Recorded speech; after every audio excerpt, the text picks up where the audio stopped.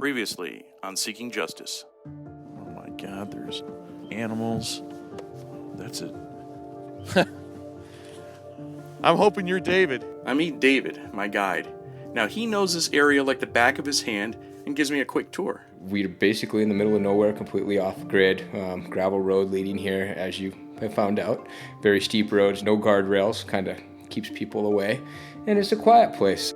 We'll head into Young and then pass through Young. I think we should hit the caves up at a decent time.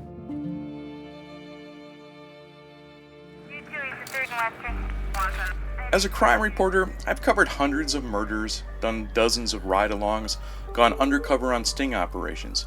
I've even been invited to the FBI Academy to see the training that new agents go through. I've walked death row, seeing only a set of eyes staring at me through the small slits. I know their names and I know their crimes. These are the ones who've been caught, and it's those ones that got away that still get me. Join me, Rob Koebel, as I go out seeking justice, the hunt for FBI's most wanted, Robert Fisher.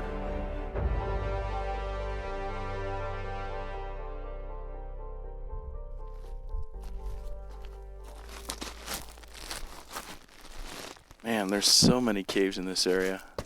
This is the first time I've seen it in years, but you definitely can tell that not a whole lot has changed. Caves remain the same. It's eerie. Well, this is the first time I've been this close to it in all that amount of time. Don't come in here. This whole thing could collapse and suck me in. I see I'm on durable rock. You got to kind of read the rock when you come into these sinkholes. There's these big exposed little chunks of limestone. You actually look for the limestone. The dirt and the roots, don't trust those. I could fall 60 feet into a pit and die. Really easy. Just again, to show you how dangerous these places are. Super duper. So he had to know that cave then? Yeah, if he'd went in it. I don't think he went in it. Fisher is roughly 6 feet tall with a bad back. There is no way in hell he crawled into Cave 41. Why? To sit and wait to be captured? Or to kill himself? Doesn't make any sense. Plus, this cave goes nowhere. It's a dead end. When you take a look at all the caves and you look around this entire area, it was perfect. It's like Robert Fisher was writing his own Hollywood movie script. The final big finger in the air. I'm going to leave my car. I'm going to wipe it down. The only thing you'll find is the baseball hat that I was wearing when I took money out of the ATM. You got a picture of that. I made sure you did. And then I'm going to touch a mug and leave a fingerprint just in case you guys aren't smart enough to figure out this is my car. And then I'm going to leave the dog. On top of that, I'm just going to give you one last final thing of what I think about you guys. And he takes a shit. According to the police report, there's human feces there. His? I don't know. I don't know if they ever tested it, if they could do anything like that. But right next to the car and the dog is a piece of shit. And never seen again. Now, the caves could have been used as a decoy. Years ago, we didn't know if Fisher was in a cave, wandered off for a minute, and was coming back, or hiding, waiting for his chance to escape. He was considered armed and dangerous. SWAT team members hid nearby in the woods using night vision to help look for Fisher.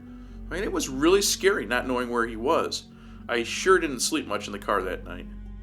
But what do we do when we come out here? You gotta clear the caves. You don't know that he isn't possibly in one of these. And there's dozens right in this area. Buys them more time. In fact, it took us 3 days until they called off the search here. Another 3 days on top of the 10 before we even knew where this car was. 13 days. He'd be anywhere, but he's not dead. Remember, none of Fisher's clothing or personal items were found in the charred remains of the home or left behind in the SUV. He had another option, a very simple one, a road. But this wasn't just any type of road. Just a few hundred feet away from the spot where the SUV was abandoned, this was the road maybe to his freedom. Let's go, if you want to go up to the line, let's go take a look at that just to get an idea how close we are from America to Apache land. The Indian Reservation is sovereign nation, and years ago, investigators didn't even search or go onto the land. And I remember standing here, back then looking into that huge abyss of land, wondering if he was out there and watching us, or if he was long gone. You see the sign coming up. Right. This basically marks a journey to no man's land. I think this will take you out to the 260 a couple different ways, take you out down to, the 70. So yeah, you can enter. And where do they go? Where's 260 and 70? Everywhere, right? Yeah, you can go anywhere in the United States. Right now, like, we cross this cattle guard and we are on Apache land right here. Now we're not even in America anymore, basically. Yeah. If we wanted to get out and recreate here, Yeah. we need a permit to do so. So, you could tell that, like, yeah, definitely people wouldn't be really familiar with this area. And that's how close he was. That's how close he was. Less than a 5-minute walk from from America into a sovereign nation. I mean, it makes a difference. It really does. And he could go from anywhere here, right? Yes, most definitely. Like, what would the options be? Well, you could probably be in New Mexico. If you took this road, you probably got about an hour or 2 hours of gravel if he was hustling, if he had it in mind to get out of here. And probably be in New Mexico probably within 5-6 hours. And he had a lot more than that when we were all spending time. He had days. Exactly, yeah. I mean, he'd be in Mexico. I mean, if he could go to Texas, whatever, in a day, easy. Be in Mexico in 2 days, no problem. It's really just overwhelming thinking about where Fisher could have escaped. I never expected to find a smoking gun of evidence out here in the woods, but coming back here to this spot, it's given me a new perspective on the case. It's been a long day and I'm beat, so we start heading back to the ranch to get dinner. I need to come up with a new game plan. What happens next blows this case wide open. I'm going to play the entire unedited interview. The interview happens over dinner when Jessie, David's wife, reluctantly shares with me a very strange and bizarre encounter. Tell the story. Okay, well, I guess we could start up. You were over at the Cherry Creek convenience, and there was an older guy that came in and he saw a wanted poster, one of the FBI most wanted posters of Robert Fisher. And what you said, something strange happened. He just got upset, really upset. He was pounding his finger on the counter on the flyer and On Robert Fisher's face? yeah, and saying, why do you have his picture here? This is my friend. What did he do? What did he do? And Natalie kind of started to explain a little bit and ask, do you know him? Like, is he with you? And then that's when he started getting really upset and, just kind of started going into how I know him and he's dead now. We buried him 3 days ago. This guy claims that he buried Robert Fisher. Him and he looked Mexican, the hand guy, the ranch hand. He was pretty young, maybe not even in his 20s yet. He was a really young kid.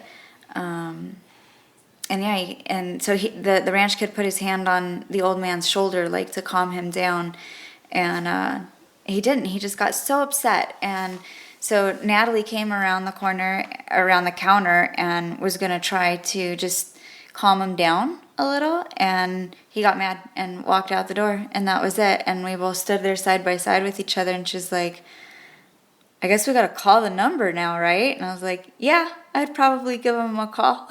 Wow, I mean, you never expect that happening with somebody coming into the store like that. So she called the FBI. What happened after that? She called me at her house when I was babysitting her kids, and so I came back over to the Cherry Creek store, and they were interviewing both of us and asking us what had happened, and that was all that we. You never found out if the FBI did anything, or? She said that she saw one of them. I don't know if it was later that day or later that week or what, but she saw one of them later, and they told her that they spoke to the little old man, and thank you for letting us know. But that was it. They weren't going to provide any information, and rightfully so. They have an active investigation. But was this an old man that we would see around town before? No, I'd never seen him before, and he was pulling an oxygen tank with him. It was a little itty bitty little man. I'm short, and he was like a little shorter than me, and it wasn't even like prompted. He just happened to see the FBI most wanted. I've seen him before either. Yeah, he just randomly walked in there, and they kind of went up and down a couple aisles and then came up with dry goods. They had, I noticed that they had dry beans and some other stuff, but I noticed the beans. And that kind of caught my eye because we like planting the beans out here. But And then he noticed. and then that's when he noticed his picture down there, and he just started pounding on it and just like, why do you have his picture? This is my friend. What did he do? What did he do? And he just started getting really, really upset.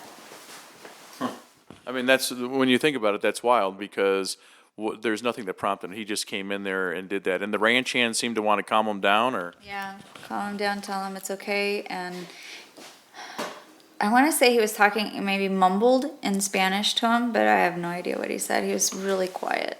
and that was the last you've ever seen of these guys.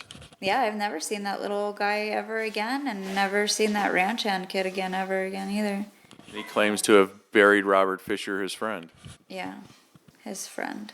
Did he say where? No, he was just so upset seeing the picture in the FBI's Most Wanted. He mentioned his ranch. He mentioned that his friend is at his ranch, that he was there at his ranch, and he lived with them. And then Natalie started to ask some questions, and he's like, well, he's dead.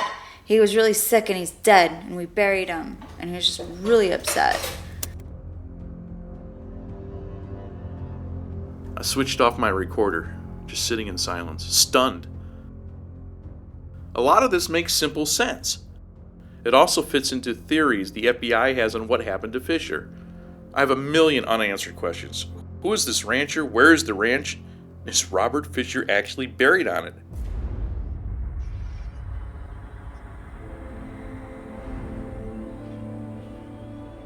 Coming up on the next episode of Seeking Justice, join me as I go searching for the ranch and the man who says Robert Fisher was his friend. It was scary that he could be walking through our town and you would not know who he was. Yeah, anybody that would kill their family would kill anybody else.